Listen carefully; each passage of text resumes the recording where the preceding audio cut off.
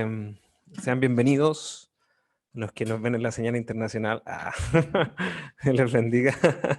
Oremos. Agradezcamos al Señor. Póngaselo. Señor, queremos agradecer por este tiempo, por tu bendición, por tu gloria, porque tú Señor, nos llevas a buscarte, nos llevas a depender de ti en todo. Son tiempos en que tú nos hablas de intimidad, Señor, de estar delante de ti. Señor, nos hablabas hace unos días en la vigilia que vivimos un tiempo en que quieres mantenernos unidos como iglesia, en unidad, en un espíritu, para búsqueda, para esperarte a ti, Jesucristo. Es el evento que más anhelamos, un día verte a ti.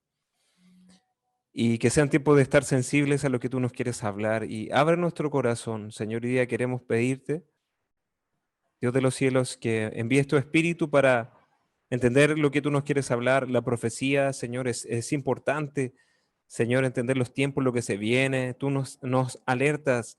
Tú dices que en tu palabra que no harán nada sin antes hacérselo saber a tus siervos los profetas. Señor, también a tu amada iglesia le has hablado por medio de tu palabra y eso es lo que queremos. Oh, por favor, perdona nuestro pecado de indolencia, perdona a veces si no queremos escuchar, perdona el orgullo, perdona la arrogancia, perdona la autosuficiencia. Por favor, confesemos ahí antes de entrar a este tiempo, que sea la palabra de Dios la que nos hable, pero despejemos nuestra mente en el Espíritu Santo y que el Espíritu Santo sea guiando cada pensamiento. Si hemos pasado por el temor, si hemos pasado por el dolor en este tiempo, por la incertidumbre de lo que va a pasar, que podamos mirar al Dios que nos llamó. Él no nos ha fallado y no nos fallará. Él es único y tiene los tiempos en su mano. Y gracias porque tú estás sentado en el trono, Cristo Jesús. Tú mismo te sentaste a la diestra de Dios y tú gobiernas. Y tú, Señor, a ti un día serán sometidos todos los reinos de la tierra para confesar que tú eres el Señor. Te bendecimos, Señor, y que este sea un tiempo para reconocer que tú eres el Rey. Bendecimos, Señor, levantamos nuestras manos en señal de adoración y te glorificamos. Y gracias. En el nombre de Jesús. Amén.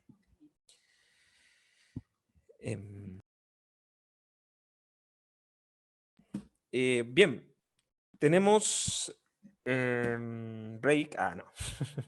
Antes teníamos break y echamos de menos los tiempos de break, ¿cierto? De comida. Y bueno, la semana pasada tuvimos el tiempo con el DL, pudimos orar y sé que también, bueno, en el ayuno tuvimos tiempo de interceder, orar. Y también en la vigilia, que fue una vigilia bien especial, bueno, me tomo de ahí para introducir porque algunas personas dijeron que se conectaron cerca de 2.400 personas. Antiguamente los congresos, habían cerca de 1.200 personas se reunían en los congresos de Punta de Tralca cuando hacíamos los congresos nacionales. Ya que se conecten 2.400, que hubiesen 2.400 conexiones, habla de que no sabemos a priori cuánta gente estuvo viendo esto, pero 2.400 conexiones habla de mucho. Y habla de que Dios nos está despertando a buscarle, que Dios nos está despertando a inquirir más de Él, a perseverar y entender nuestra identidad, hijos de Dios. Y como hijos de Dios es lo que debemos procurar la presencia y que sean tiempos más de orar y de entender quién es el Señor, quién es el Dios que nos ha llamado. Que nunca se nos olvide que somos hijos de Dios, privilegiados mientras un mundo está en caos.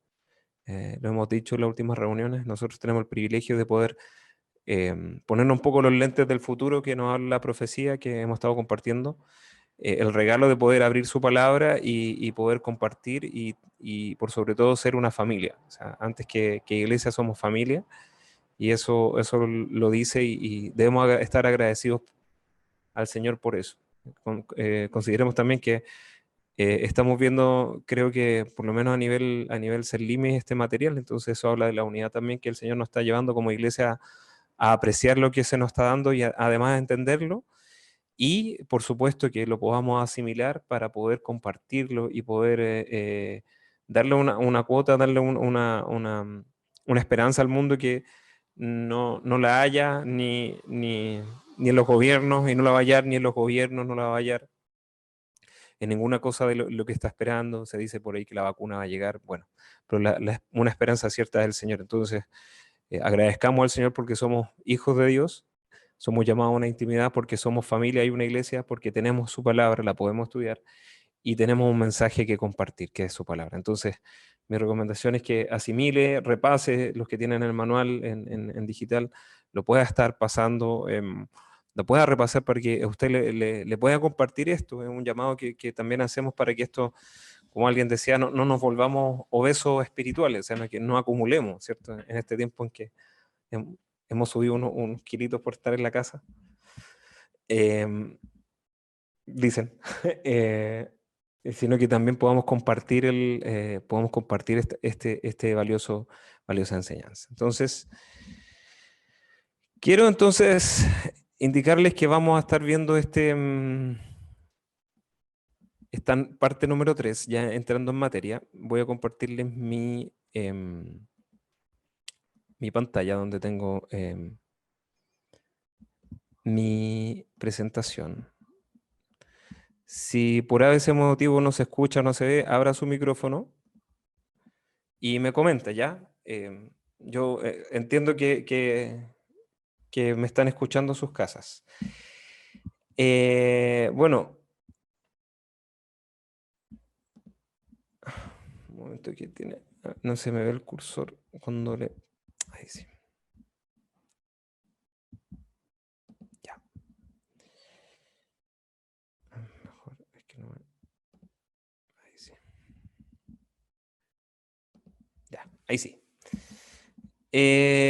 Bueno, como ustedes bien saben, estamos estudiando esta serie de reuniones junto con el Ministerio del PEC Lunes, bueno, y del VIP Lunes. Bienvenidos sean todos.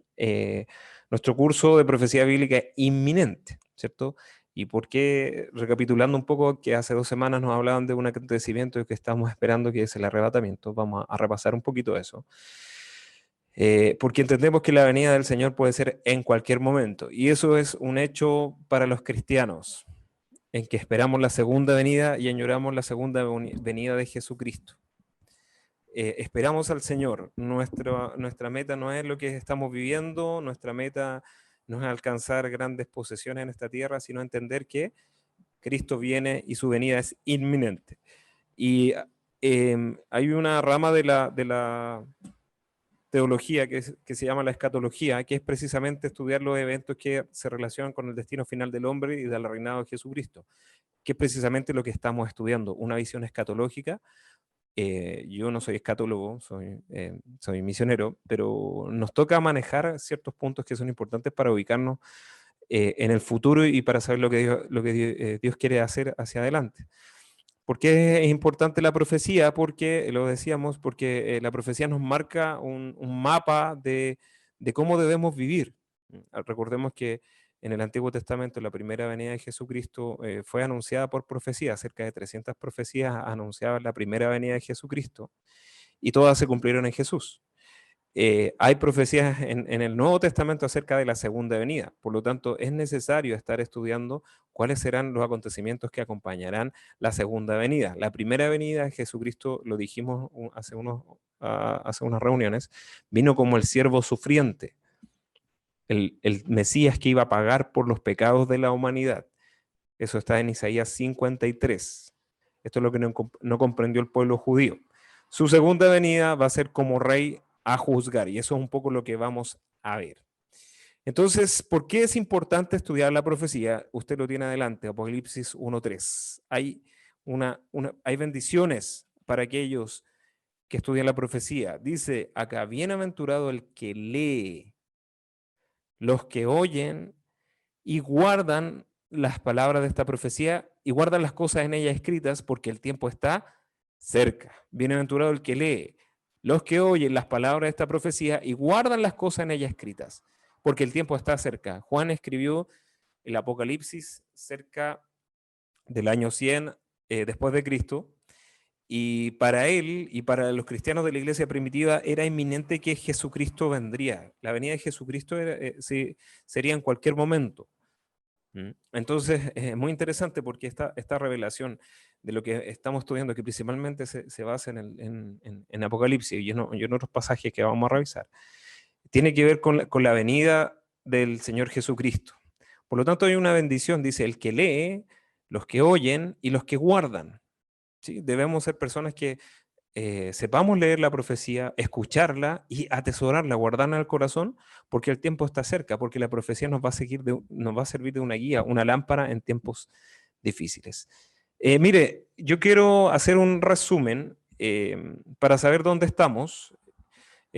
Rodrigo nos mostró un poco, lamentablemente no tengo puntero, no, pero voy a pedirle que usted me vaya siguiendo para saber dónde estamos.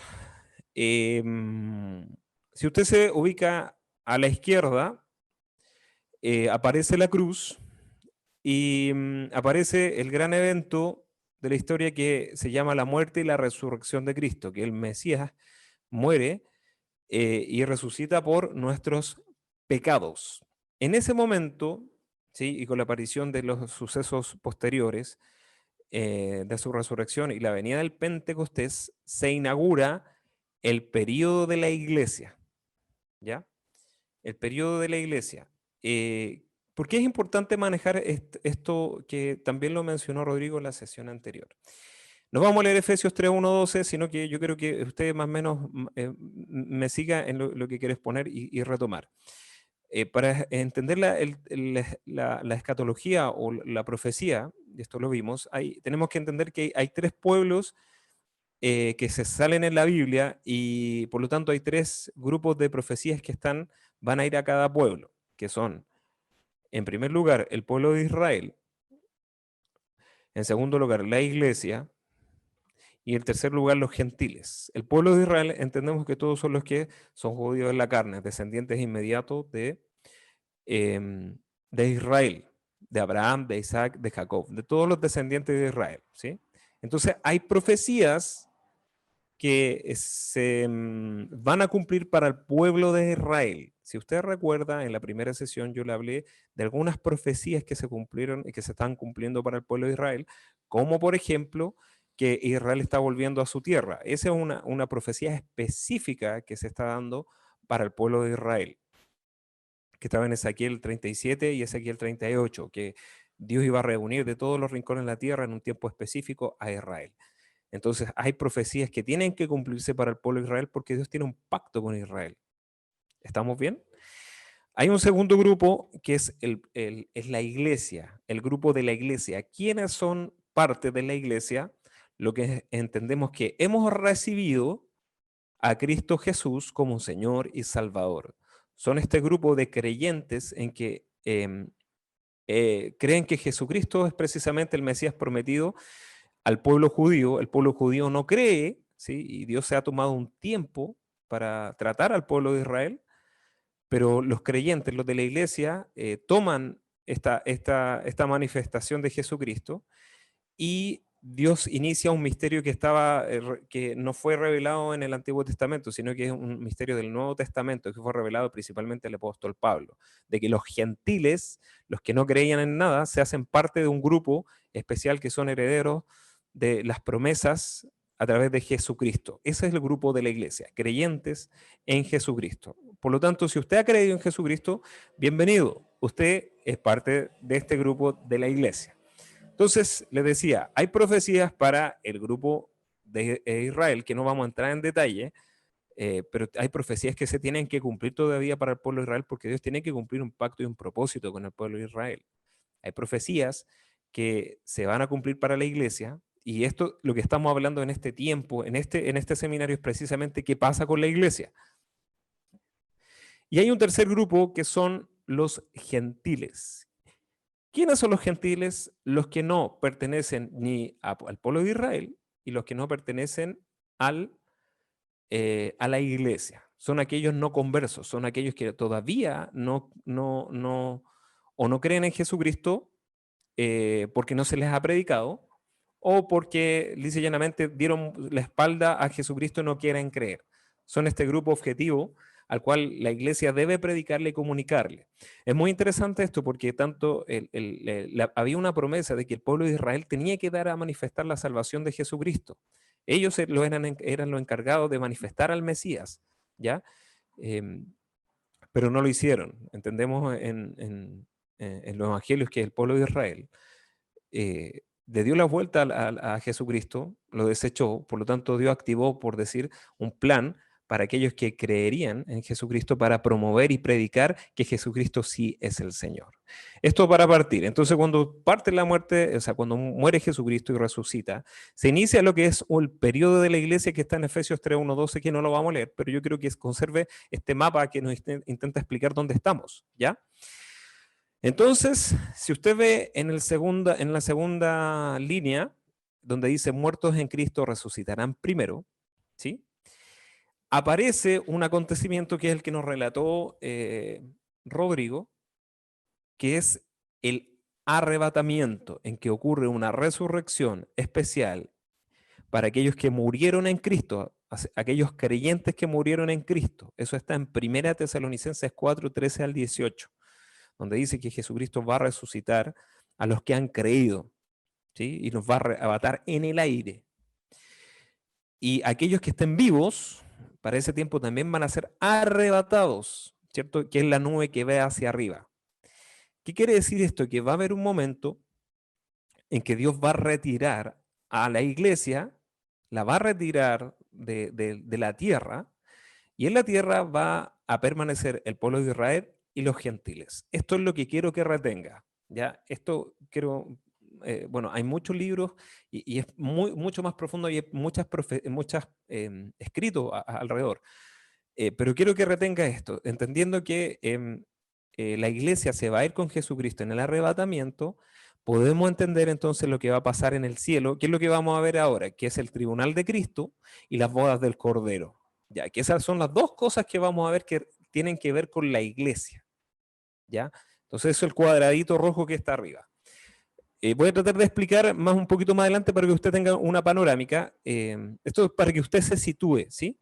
Para que entienda dónde estamos. Entonces, el arrebatamiento, donde Jesucristo no pisa la tierra hasta un punto muy importante, y lo recalcó, y está en su manual también, ¿cuál es la diferencia entre la segunda venida, en donde Jesucristo aparece ya reclamando su trono, y el arrebatamiento, en que Jesucristo en el arrebatamiento no pisa la tierra?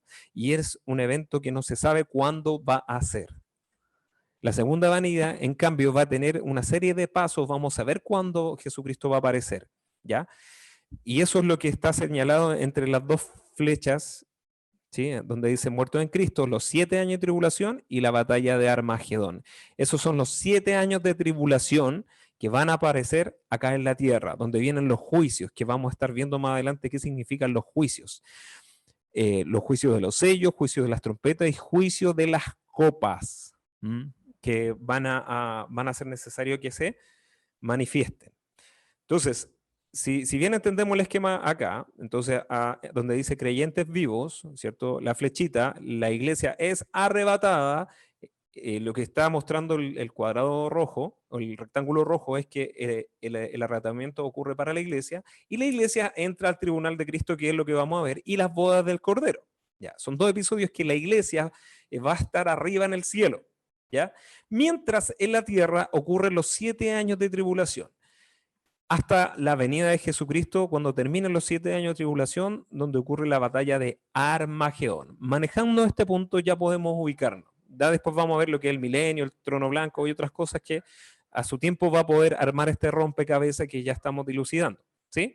Entonces, ¿qué nos interesa situarnos? ¿Por qué nos interesa situarnos donde usted dice creyentes vivos hacia su izquierda? Es porque es lo que llamamos que es inminente. Cuando vimos el primer capítulo de esta serie, sonó como la radio,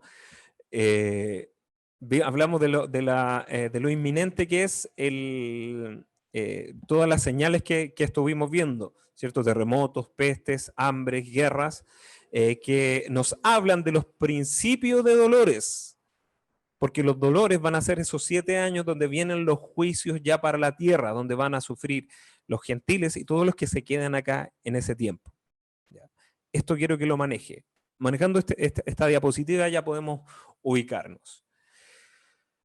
Entonces nosotros podríamos situarnos como un poquito antes de lo que es el arrebatamiento por las señales que estamos teniendo, por los principios de dolores, que la venida de Jesucristo en el arrebatamiento a buscar a su iglesia es inminente.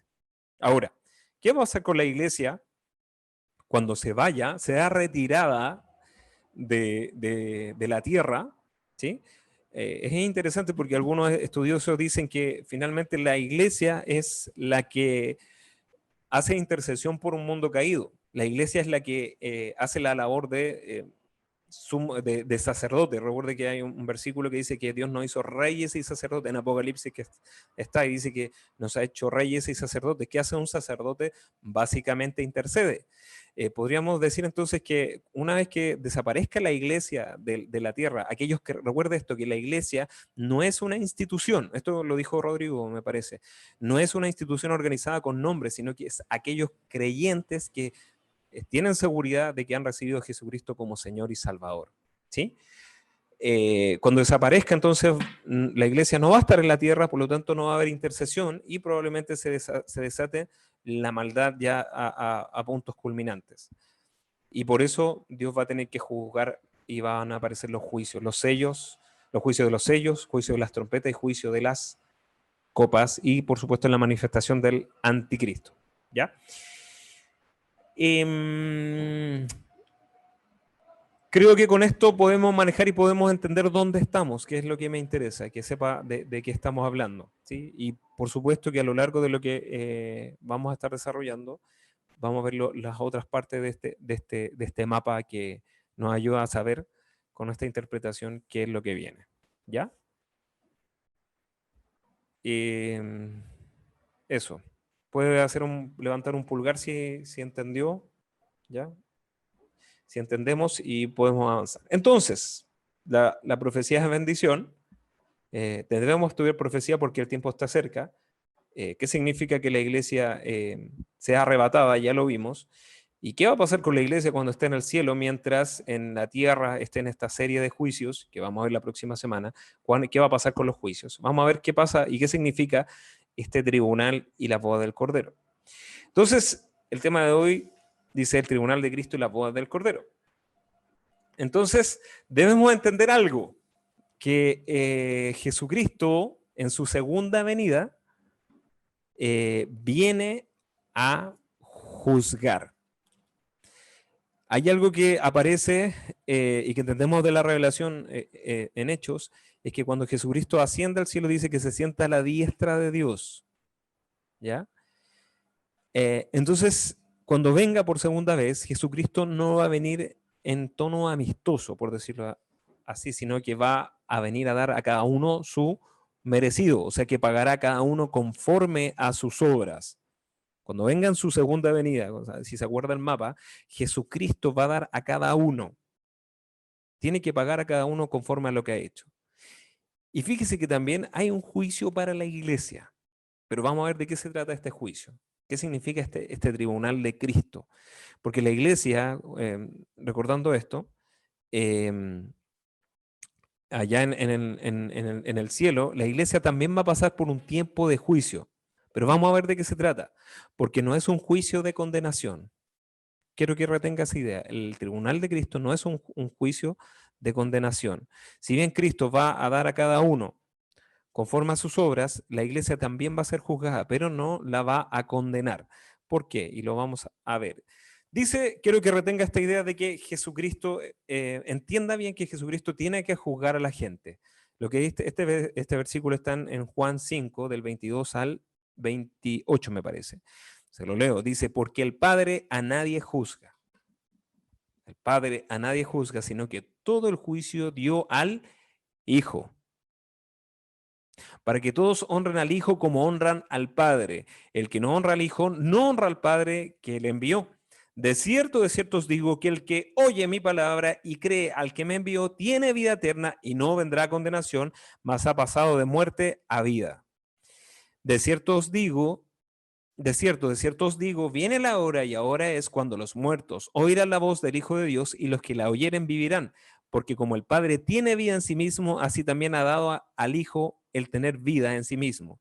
Y también le dio autoridad de hacer juicio, por cuanto es el Hijo del Hombre. No os maravilléis de esto, porque vendrá hora cuando todos los que están en los sepulcros oirán su voz, y los que lo hicieron, y los que hicieron lo bueno saldrán a resurrección de vida, más lo que hicieron a lo malo, a resurrección de condenación. Juan 5, 22, 29. Qué interesante este pasaje, porque primero establece que Jesucristo es el que va a juzgar, ¿sí? Y que va a dar a cada uno su paga. Unos van a resucitar para vida eterna y otros para condenación.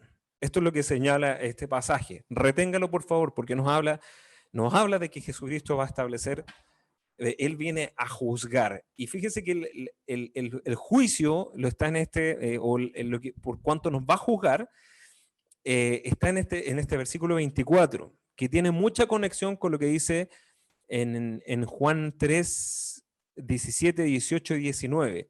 Le leo Juan 5, 24, lo que está adelante. De cierto os digo, el que oye mi palabra y crea al que me envió, tiene vida eterna y no vendrá condenación, mas ha pasado de muerte a vida.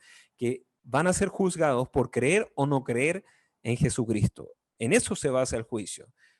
Lo dice también Juan 3, 18, que el que no tiene al Hijo, el que no cree en Jesucristo ya está condenado. Si la persona no cree en Jesucristo, está condenada.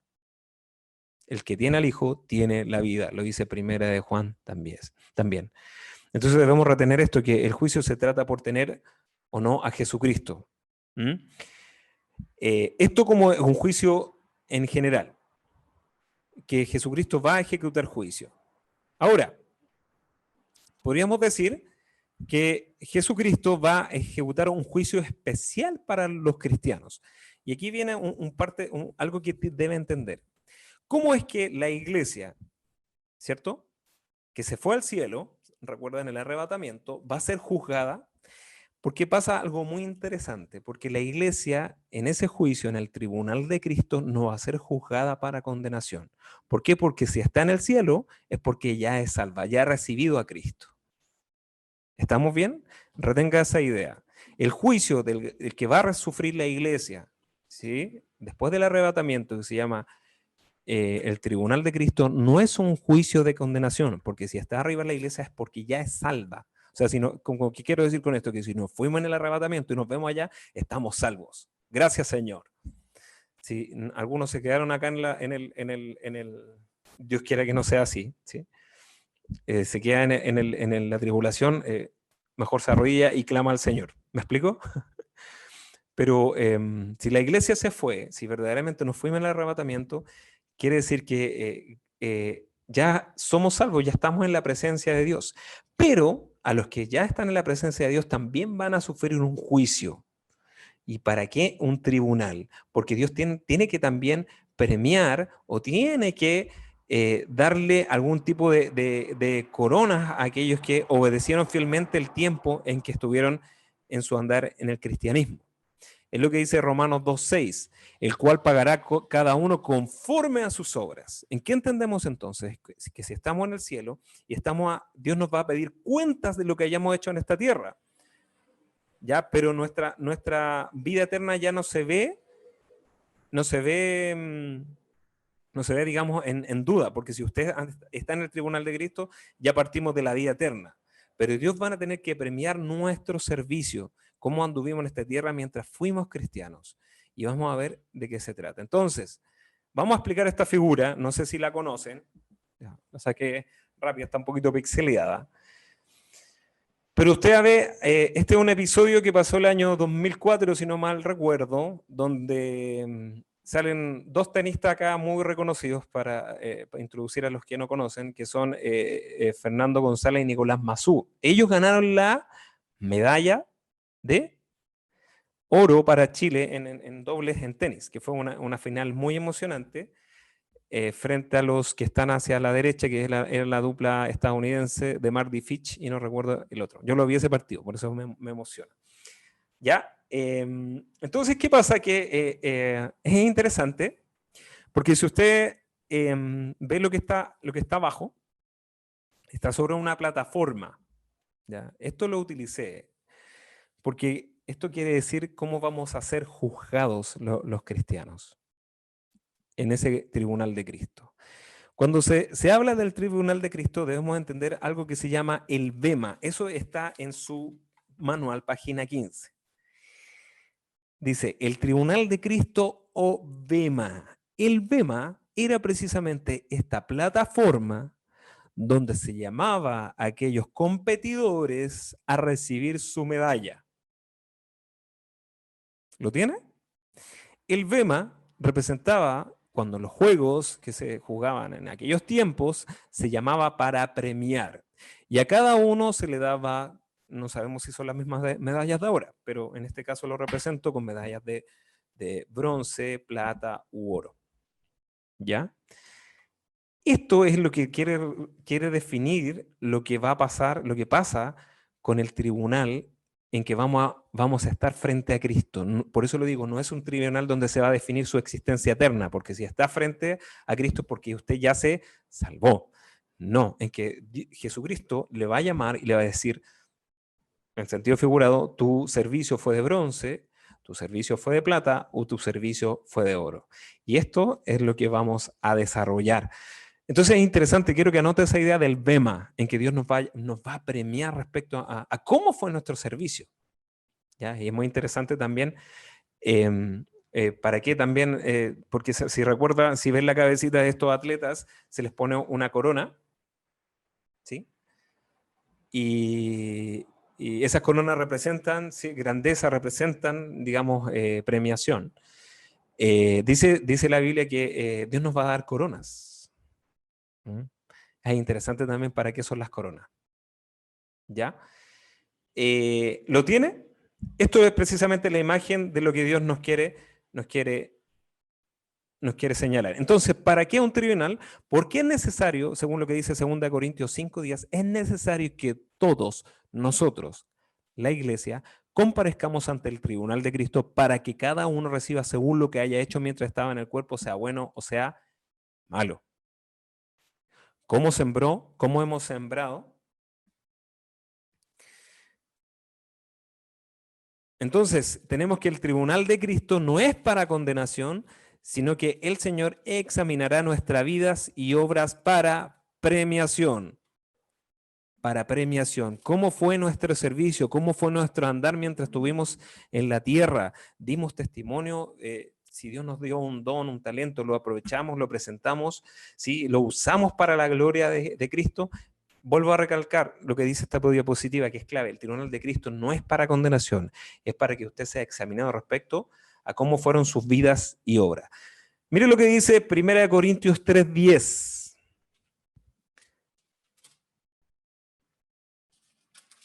3:10 al 17. Le voy a pedir a algún valiente que me pueda abrir el micrófono y leerlo con una voz potente.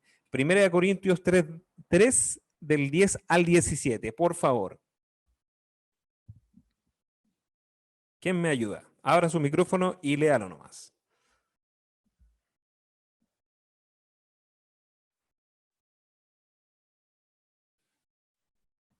Cri, cri. Léalo, mi amor. Aquí el estudio 2 me va a ayudar. 1 Corintios 3. ¿El 10 ahí? Al 17. Dice, conforme a la gracia de Dios que me ha sido dada, yo, como arquitecto, puse el fundamento y otro edifica encima, pero cada uno vive como sobreedifica. Porque nadie puede poner otro fundamento que el que está puesto, el cual es Jesucristo. Y si sobre este fundamento alguno edificare oro, plata, piedras preciosas, madera, heno, hojarasca, la obra de cada uno se hará manifiesta, porque el día la declarará. Pues por el fuego será revelada, y la obra de cada uno, cual sea, el fuego la probará. Si permaneciere, la obra de alguno que sobreedificó recibirá recompensa. Si la obra de alguno se quemare, él sufrirá pérdida, si bien él mismo será salvo, aunque así como por fuego. ¿No sabéis que sois templo de Dios y que el Espíritu de Dios mora en vosotros? Si alguno destruyera el templo de Dios, Dios le destruirá a él, porque el templo de Dios, el cual sois vosotros, santo es.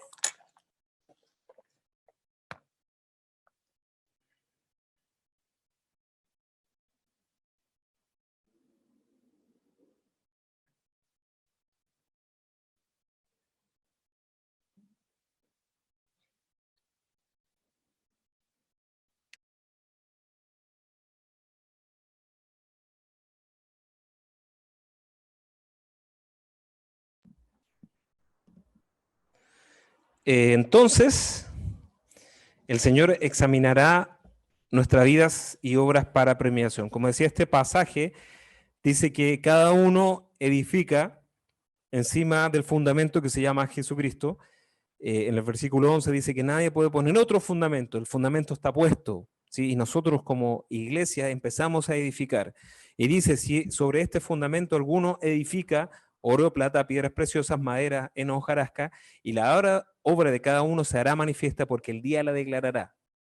Porque el fuego, pues el fuego la revelará.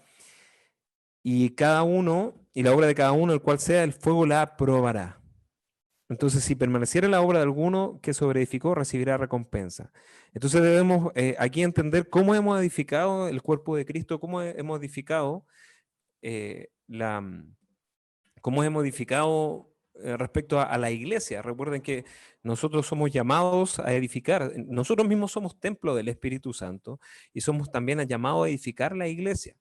La pregunta es, ¿cómo estoy edificando la iglesia? ¿Se acuerdan que en el congreso del VIP del año pasado, el VIPEC, vimos esto de que yo soy la iglesia, yo soy parte, por lo tanto, cómo es mi edificación?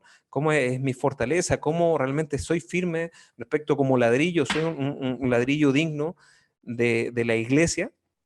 Y eso es lo que el Señor nos va a preguntar. ¿Cómo anduvimos respecto a esto? Sigamos entonces. Entonces, le decía, el tribunal de Cristo es para servicio. 1 Corintios 3:13, que lo leíamos, dice que la obra de cada uno se hará manifiesta, porque el día la declarará, pues por el fuego será revelada, y la obra de cada uno, cual sea el fuego, la probará. ¿Se fija? Entonces, ese día vamos a estar delante del Señor, y el Señor nos va a decir realmente tu servicio, tus dones, tus talentos, realmente los usaste para mí, los consagraste. Después vamos a ver por qué, respecto a las coronas, qué coronas se reciben y para qué sirven. Que es interesante.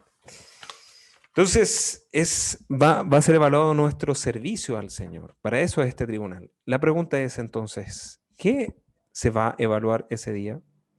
Esto está en su manual, en la página 15. Dice, primero, el Señor va a evaluar nuestros pensamientos. Entonces dice acá, así que no juzguéis nada antes de tiempo hasta que venga el Señor, el cual aclarará también lo oculto de las tinieblas y manifestará las intenciones de los corazones, y entonces cada uno recibirá su alabanza de Dios. Por eso a Dios le interesa que sean renovados nuestros pensamientos, que sean corregidos nuestros pensamientos. Por eso la Biblia habla de qué estamos pensando en Romanos 12, 1, 2. Porque a Dios le interesa lo que hay en nuestro pensamiento, porque también habla de lo que hay en nuestro corazón. Dios va a examinar nuestros pensamientos, sobre qué hemos estado pensando, si hemos estado pensando en lo temporal, si hemos estado pensando en cómo hacer bien a la humanidad, cómo compartir más de Cristo. Ese día daremos cuenta de nuestros pensamientos, en qué invertimos nuestros pensamientos. Ese día Dios va a examinar las intenciones de nuestro corazón. Otra cosa que Dios va a examinar si aprovechamos bien el tiempo, si lo utilizamos para la gloria de Dios. Lo que dice Efesios 5:16, que debemos aprovechar bien el tiempo porque los días son malos. Y esto es una realidad que se materializa el día de hoy. Hay mucho, podemos estar acá encerrados en nuestras casas y pensar, uy, paso en el encierro, pero la verdad que también es un tiempo que Dios nos da para hacer mucho bien. Y no podemos estar ociosos. La Biblia nos demanda que no seamos ociosos respecto de lo que debemos hacer. Nos demanda estar permanentemente ocupados en la obra del Señor, en los negocios del Padre. Eso está largamente datado en las parábolas que habla Jesucristo acerca del fin. Entonces, debemos ver entonces cómo estamos usando nuestro tiempo. Otra cosa que el Señor, u otras cosas que va a juzgar el Señor, esto también está en su manual, cómo nos relacionamos con otros cristianos. No vamos a ver todos los versículos, pero qué interesante entender que se nos va a examinar cómo nos hemos conducido con las relaciones con nuestros hermanos en la fe. Y por eso es un tiempo de sanar relaciones, de poder restaurar relaciones con nuestros hermanos. Por eso le hablaba de la familia al principio. No puede haber disensión entre los hermanos sobre todo si la unidad es Jesucristo. ¿Cómo fue nuestra mayordomía?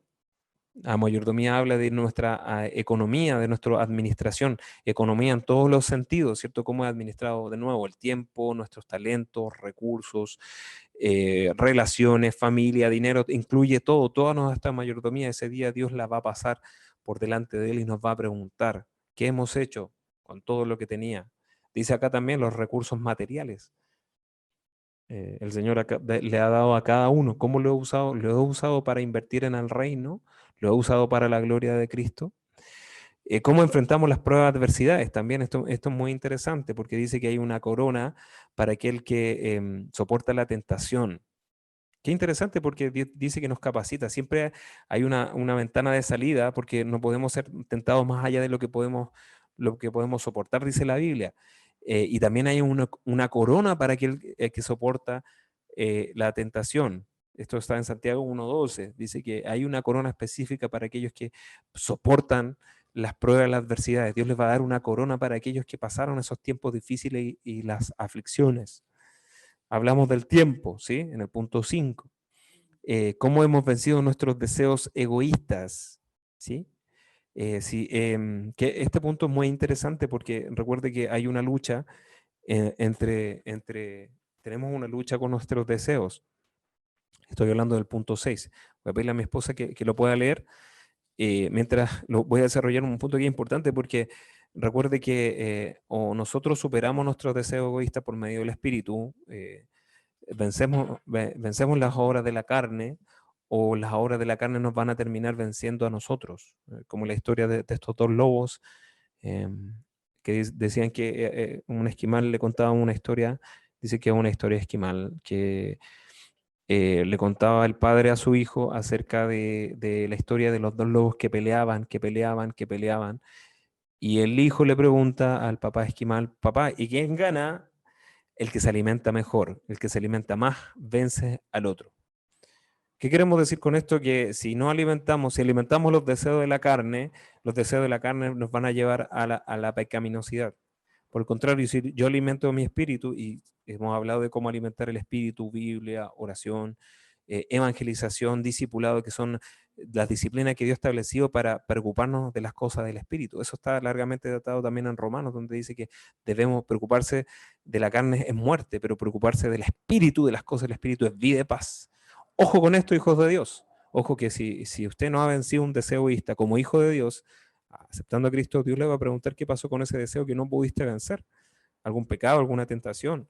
Dios nos va a preguntar, porque tenemos todo el poder en Cristo Jesús. Mire lo que dice 1 Corintios 9, 22 al 27. 25. Todo aquel que lucha, de todo se abstiene.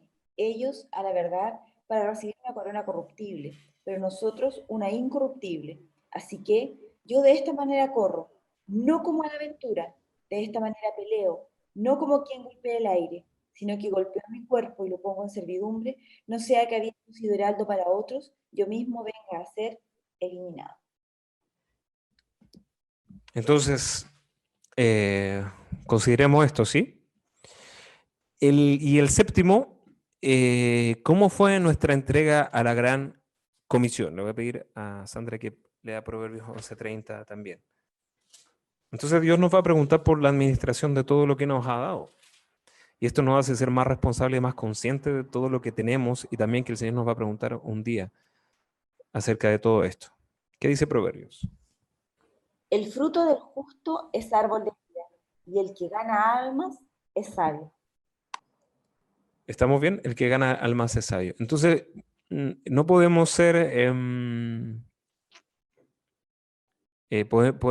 quizás no es exhaustiva la lista de las cosas por las cuales rendiremos cuenta, ¿ya? Y esto lo que queremos llevar a pensar que es, también hay un tema de sentirse, Señor, yo también, siendo tu hijo, sí, voy a también, me van a preguntar por las cosas que tú me has dado, qué tipo de administrador he sido. Por lo tanto, nos lleva a ser más responsables de que también se nos va a preguntar. Por eso le decía que esto no es para condenar, tú no vas a ser condenado por si falla alguno, pero también tú vas a recibir una corona acerca de. que es lo que sale acá, las coronas. Y aquí hay un par de coronas que salen, la corona incorruptible, la corona de vida, la corona de justicia, la corona de gozo, la corona de gloria. Eso está en la página 17 de su manual, la puede buscar, ¿ya? Pero más interesante que todo esto, más interesante, yo lo quiero llevar a lo que dice Apocalipsis 4, 10 al 11. ¿Ya? ¿Para qué vamos a recopilar todas estas coronas? ¿Para qué las vamos a usar ese día cuando estemos frente al Señor? Esto lo quiero que lo tenga en mente. ¿Mm? Lo que dice Apocalipsis 4 del 10 al 11.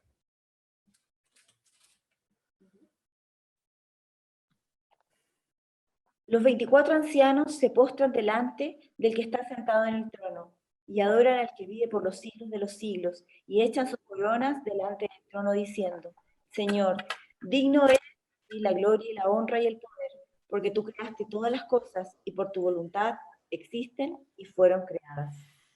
Entonces, esto lo dice de los 24 ancianos, pero también es una actitud que debiera tener cada hijo de Dios allá en el cielo, que las coronas son para exaltar a Cristo, son para reconocerlas, echárselas delante del Rey. Entonces la pregunta es, ¿qué corona a mí me gustaría ganar para un día ofrecérselas al Señor, para adorarlo a Él? Entonces es bueno preguntarse ese objetivo en la vida, Señor, quiero coronas no para enorgullecerme, no para envanecerme yo, sino para decir, Señor, aquí presento mis coronas para que tú seas exaltado. ¿Mm? También otro objetivo que está en Lucas 19, del 13 al 26, es recibir autoridad y delegación en el reino de Dios. O sea que Dios en este tiempo nos está preparando para saber cómo vamos a administrar en el futuro en su reino. ¿Sí? Y cada uno va a recibir conforme a lo que ha aprovechado en esta vida, lo que supo desarrollar en esta vida, la administración y cómo Dios le va a ocupar en una parte de su reino.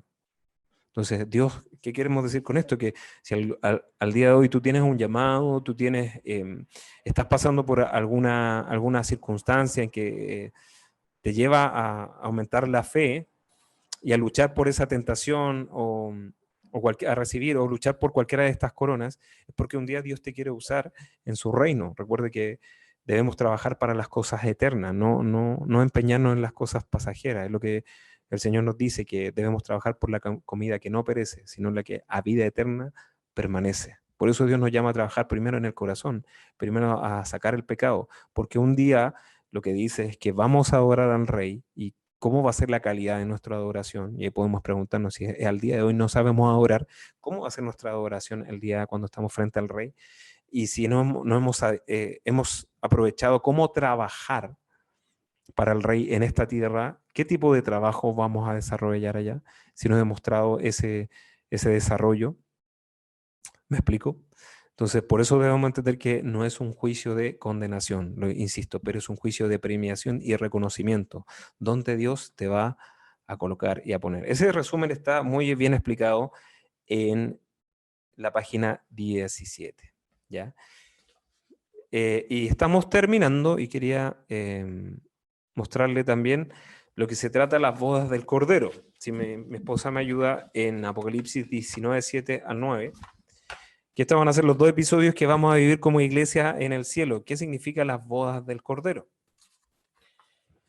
Apocalipsis 19, del 7 al 9.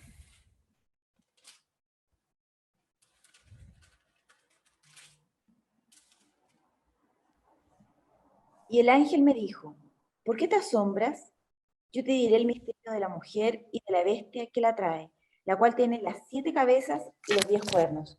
La bestia que has visto era y no es. 19. ¿Ah? 19 del 7 al 9. Perdón. Gocémonos y alegrémonos y démosle gloria, porque han llegado las bodas del Cordero y su esposa se ha preparado. Y a ella se le ha concedido que se vista de lino fino, limpio y resplandeciente, porque el lino fino es las acciones justas de los santos. Y el ángel me dijo, escribe, bienaventurados los que son llamados a las cenas de las bodas del Cordero. Y me dijo, estas son palabras verdaderas de Dios. Bienaventurados los que son llamados a las cenas de las bodas del Cordero. Entonces, dice acá que hay un anfitrión, y el anfitrión divino es el Padre Celestial. que escoge a la esposa y está haciendo los preparativos de la boda. El anfitrión es el padre. Hay un esposo, el esposo divino se llama Jesucristo, que ama a su esposa y dio la vida por su esposa. Eso lo hallamos en la página 17. Estoy mostrándole simplemente, guiándome con el esquema del PowerPoint acá, pero todo esto lo estoy completando con la página 17. Lo puede leer ahí. Entonces dice también que la esposa pura y santa, ¿quién es la iglesia? Que la iglesia purificada, santificada por la muerte y resurrección de Jesucristo. La esposa es presentada para contraer matrimonio con el esposo. Y los invitados son los creyentes en Cristo. Creyentes del Antiguo Testamento y creyentes del periodo de la tribulación serán los invitados. Entonces entendemos que la esposa en ese día se reunirá con su esposo, tal como lo refleja la Biblia. Entonces llegará el momento cuando el esposo traerá a su esposa a la casa de su padre y ese día se reunirán en un pacto eterno. Dios se reunirá con los que son suyos. ¿Estamos dispuestos? ¿Estamos listos para ese día? ¿Estamos preparándonos para ese día en que nos encontraremos con el Señor? Em, y hemos invitado a otra a compartir de las delicias de esa boda que vamos a vivir. Sin duda que es un tiempo para pensar en estas cosas. Bueno, gracias al Señor. No sé si tenemos espacio para un par de preguntas antes de ir cerrando. Me gusta mucho cómo están los esquemas del manual, así que los voy a colocar porque está muy, muy representativo. Se lo estoy mostrando acá en pantalla, donde resume las cosas que se van a juzgar, un poco lo que vimos en la diapositiva, ¿sí? Lo que se va a juzgar, los premios que habrán y los objetivos del premio. Esto es lo que un poco señalamos. Eso lo está en su manual y es bueno que usted lo repase y que nos examinemos conforme a esto, ¿sí? Que estemos examinando realmente nuestro servicio, nuestras palabras, nuestros pensamientos, actitudes, nuestro llamado a la mayordomía, nuestro llamado a administrar el tiempo, muchas cosas que el Señor nos está llamando, a vencer pecados, a resistir la tentación y por supuesto a recibir esos premios que delante del Señor vamos a recibir. Entonces meditemos en esto. Y si estamos preparándonos también para la boda del Cordero, para que el Señor nos está purificando para hacer esa iglesia, ¿sí? que Dios está invitando y va a llevar al esposo, Jesucristo, para que se reúna con su amada iglesia. Hijos de Dios, ¿hay alguna pregunta? Hamilton, hola, ¿se escucha?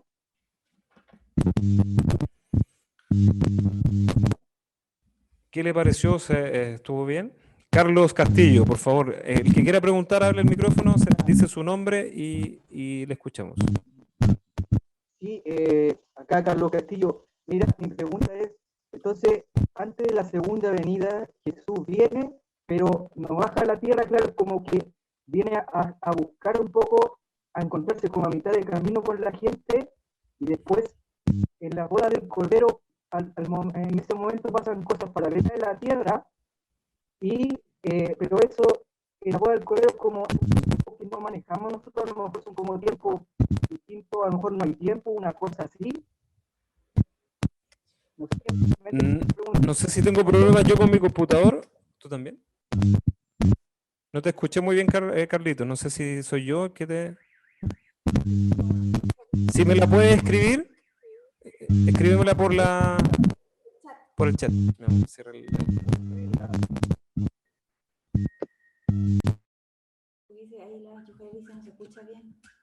No sé si parece que era Carlito que tenía problemas. Carlito, si nos escribe la pregunta por nuestro chat. Jamín. Diga su nombre y que no veo todo Soy la Caro Paredes. Carito, cuéntame, ¿cómo estás? Lo que pasa es que, bien, gracias. Estaba leyendo ahí en el manual que aparecía que dentro de las bodas del Cordero, los creyentes del Antiguo Testamento y los creyentes de la tribulación iban a ser los invitados. Perfecto. Entonces, como no comentaste nada de eso, un poquito, no para que lo desarrolle mucho, pero para entender un poquito. Gracias, está súper bien la pregunta. Mira, sucede que en el tiempo de la tribulación, voy a mostrar un poco la diapositiva porque creo que un poco también resume lo que estaba preguntando Carlos, ¿ya? Dame un segundo. Dame un segundo que estoy buscando los controles acá.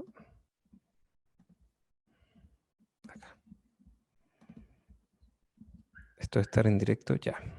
Ahí estoy en vivo. Mira, acá en la diapositiva como base, hablamos ya, entendemos dónde va a estar la iglesia y entendíamos que en la tierra se va a quedar el pueblo de Israel y se van a quedar los gentiles. ¿Sí? Ojo con esto porque hablábamos de que van a haber profecías que se van a cumplir para el pueblo de Israel y que se van a cumplir para los gentiles, ¿sí?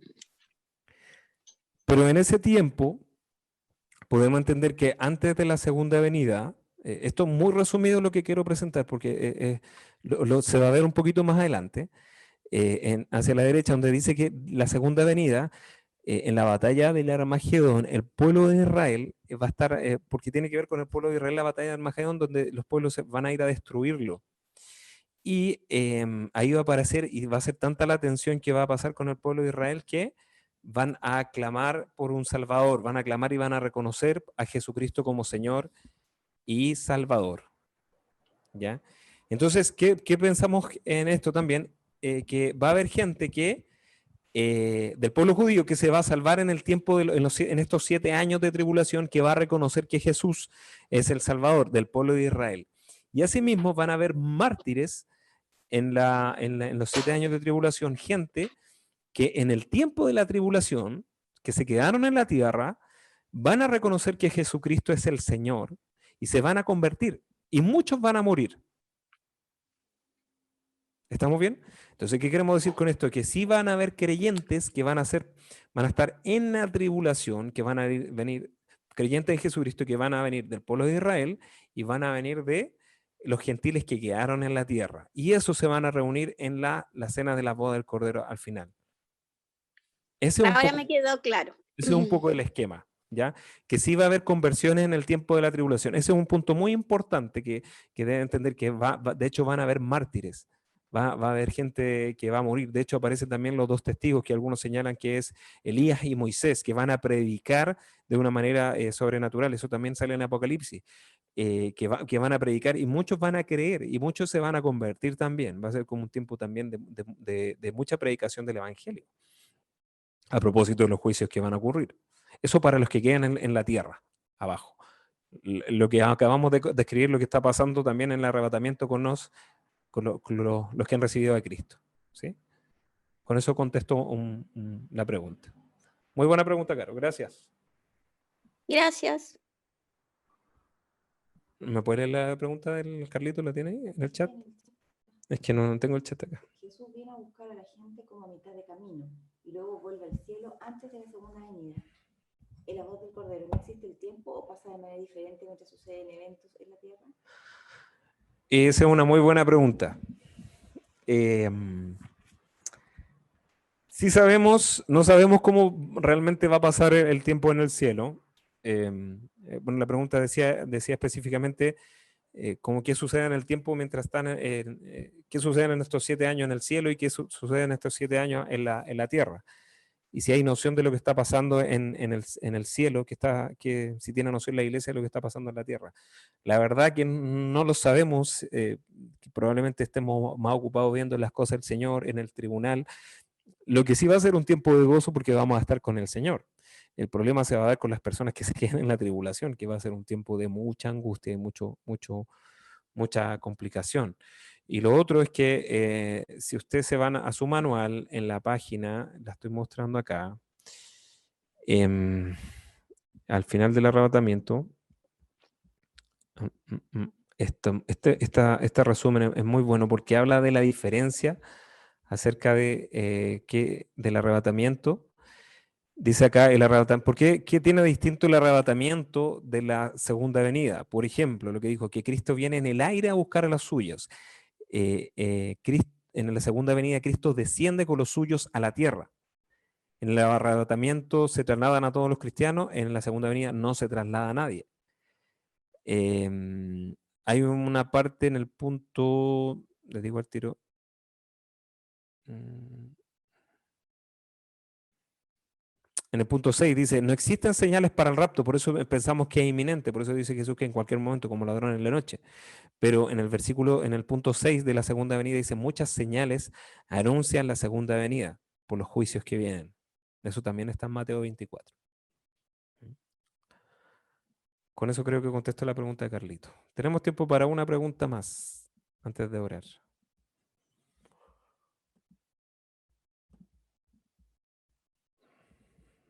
Puede abrir su micrófono, decir su nombre y preguntar.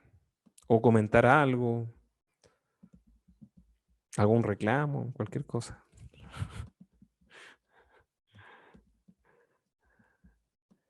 Bueno, démosle gracias al Señor por este tiempo, porque como les decía, nos da esperanza la profecía y también nos da gozo respecto a qué cosa vamos a esperar. Vamos a esperar hasta que el Señor venga, ¿sí? Así que oremos, démosle gracias. Hamilton. Te escucho muy bajito, Rodrigo. Y ahora Hamilton. Un poquito más alto, pero sigo bajo. Dame un segundo, Cuéntanos. dame un segundo. Vamos a tratar de arreglar esto. Pero te escucho bien. ¿Se escucha ahí o no? Sí, súper bien. Se escucha, perfecto. Mira, respecto a lo que comentaban, si Jesús venía a la tierra o no en el arrebatamiento, mira, hay un versículo bien interesante que está en Hechos. Mira, vamos al libro de Hechos. Siempre que esta duda. Y está en el capítulo 1. Es el versículo 11. Lo voy a leer. Dice, los cuales también le dijeron, varones Galileos, ¿por qué estáis mirando al cielo? Este mismo Jesús que ha sido tomado de vosotros al cielo, así vendrá como le habéis visto ir al cielo. Entonces, el versículo un poco lo que señala es que de la misma forma que se fue, vale decir, en las nubes, ¿ya?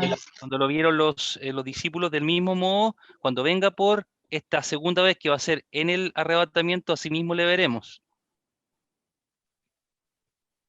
No te escucho nada, Hamilton. Tienes el micrófono. Dale nomás. Ahí Ahí sí. El estudio 2. Sí. No, pero eso es lo que quería agregar, Hamilton.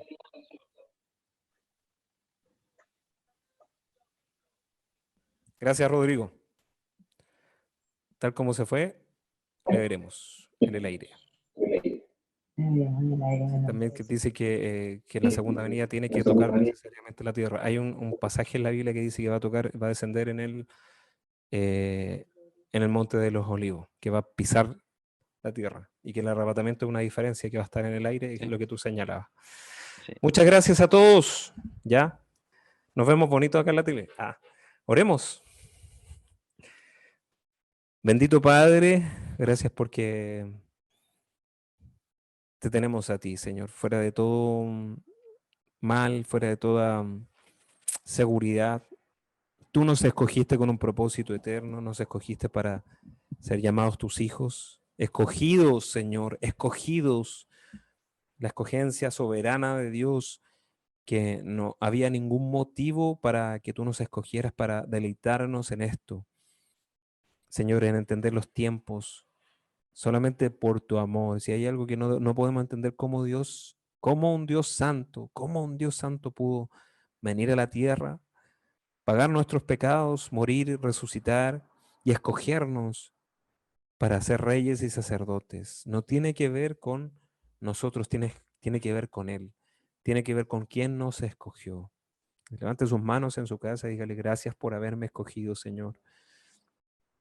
Y si usted no tiene esta seguridad de salvación, puede decirle, Señor Jesús, yo te pido que tú me des esa seguridad de que tú estás en mi corazón. de que tú estás en mi vida.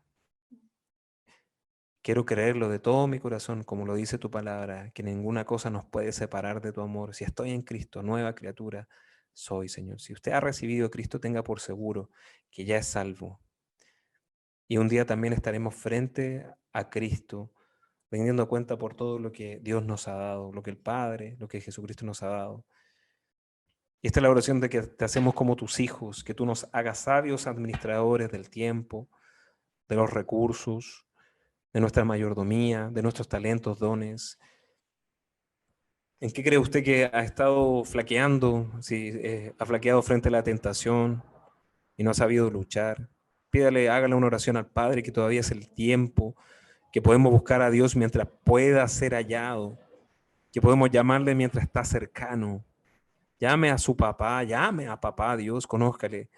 Si tenemos algún impedimento, hay algún temor para servirle, si todavía tenemos dones y talentos que todavía no hemos puesto al servicio y no lo hemos hecho, que no sea tarde cuando el día estemos delante del Señor y el Señor nos traiga una reprimenda. Señor, líbranos de ese día, por favor, libra. Es algo que también yo tengo en mi corazón. Digo, Señor, líbrame de ese día de estar falto, Señor, de que tú te avergüences, de que tú no consideres mi servicio, por favor, Señor, no consideres mi vida.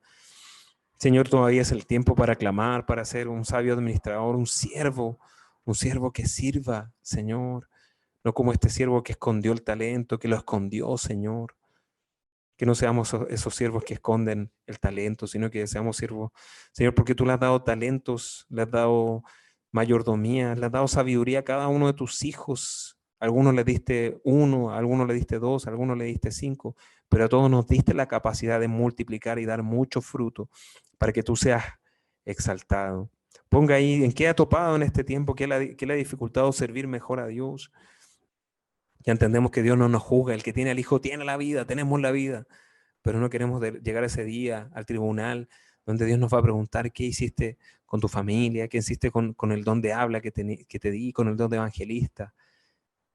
Por favor, papito Dios, danos tu sabiduría, Espíritu de Dios, ayúdanos, te lo pedimos, ayúdanos a ser sabios administradores de la multiforme gracia que nos has dado. Ayúdanos, Espíritu de Dios. Pidámosle su espíritu, espíritu de gracia, espíritu de sabiduría, espíritu de inteligencia para saber lo que debemos hacer en estos tiempos. Oh Padre, por favor, capacítanos en el nombre de Jesús. Pídale, dice la Biblia, que si alguno está falto de sabiduría, que podemos pedirle a Dios y la abundará, Él la dará. Pídale en estos tiempos. Señor, te pedimos sabiduría para saber cómo hacerla ahora en estos tiempos, cómo esparcirla, cómo, Señor, predicar, cómo evangelizar, como, Señor, dar lo que tú nos has dado, porque no podemos dejar de hablar lo que tú has hecho en nuestra vida. Señor, la iglesia primitiva, ni aún con todo lo que tenía, Señor, triunfó en un tiempo difícil.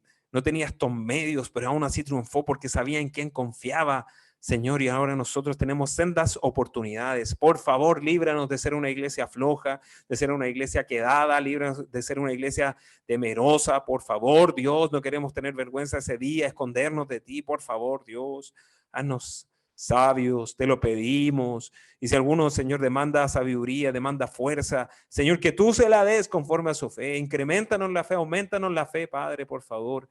En el nombre de Jesús, líbranos de la incredulidad, líbranos del temor, por favor, y bendícenos para ser siervos fieles, Señor, siervos que están haciendo tu obra y que están ocupados en lo que tú quieres que hagamos. Amar tu obra, amarte a ti, Señor, porque amar tu obra es amarte a ti, amar lo que tú nos has dado y llegar a aquellos que tú quieres que salvemos, Señor, esa oveja 100. Hay muchos, Señor, que no han escuchado mensaje y necesitan escuchar de ti, por favor, y que los invitemos a esa cena, Señor, maravillosa que tendremos contigo, Señor, que muchos sean salvados en este tiempo. Por favor, dígale al Señor ahí, úsame. No, Dios no está buscando capacitado, inteligente, está buscando gente dispuesta, está buscando los fracasados del mundo. Eso somos todos nosotros, pero gente dispuesta que le diga, yo quiero, Señor, ser usado por ti. Por favor, usa mis dones, usa mis talentos, administranos para tu gloria. Es lo que te pedimos. Gracias, Señor. Bendecimos a cada familia. Corrige nuestros corazones como hijos, amonéstanos si es necesario, Padre, porque aún tú a veces permites esto para que nuestros corazones sean corregidos como hijos, Señor, no como advenedizos, no como extranjeros, sino como hijos. Señor, te lo pedimos. Y gracias por este día, gracias por estar juntos, gracias por estos medios, gracias por las personas que nos han ayudado. Te exaltamos. Para ti la gloria, la honra, la alabanza, papito. Gracias, Señor, porque si estamos en este lugar es tu pura gracia, misericordia. Señor, pero que sepamos entender de qué se trata. Por favor, líbranos de la liviandad. Líbranos de ser tibios, por favor. Líbranos de ser tibios, te lo pedimos. Y prepáranos porque podría ser en cualquier momento tu venida. Que estemos a cuenta, Señor, sabiendo hacer lo que debemos hacer como hijos tuyos. Gracias, Padre. Encomendamos toda necesidad también, los que necesitan salud, Señor. Pídele ahí salud si usted necesita salud. Pidámosle al Señor por todos los enfermos, para que levante. Oremos por Lena, para que sea restaurada, Señor, porque tú hagas la obra completa. En el nombre de Jesús, yo te clamo por aquellos que están enfermos también en este tiempo. Señor, que tú nos libres de la plaga, libra a nuestras familias, líbranos del mal, por favor, Dios. En el nombre de Jesús, te clamamos por nuestros trabajos, Dios, para que tu provisión sea súper abundante. Y que, Señor, la plaga no toque nuestras moradas, no toque a nuestras familias, a nuestras, Señor, nuestros familiares que están en el sector de riesgo. Por favor, guárdanos, Señor, conforme a tu promesa en el Salmo 91, que mientras habitamos en tus palabras, habitamos en tu presencia, tú nos cuidarás, nos guardarás. Oh, Señor, y levanta tu iglesia, sana a los que están enfermos en este grupo, y, Señor, y que estemos pendientes de lo que tú quieres hacer y llévanos a la intimidad.